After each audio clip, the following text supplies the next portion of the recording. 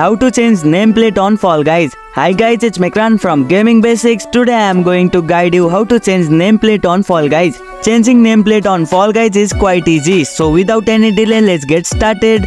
Open Fall Guys. Launch the Fall Guys game on your platform. Go to the customization menu. From the main menu, select the customize option. Select the nameplate tab. In the customization menu, look for nameplates tab or option. This is where you can select and change your nameplate. Choose a new nameplate.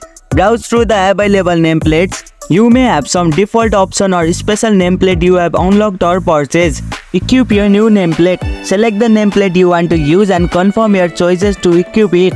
Apply the changes. Make sure to apply or save the changes. Your new nameplate will now be displayed in the game. And here you go, that's how you can change nameplate on Fall Guys. If you liked our video, press the thumbs up and share button. If you have any question, comment down below and don't forget to subscribe the channel for more tutorials.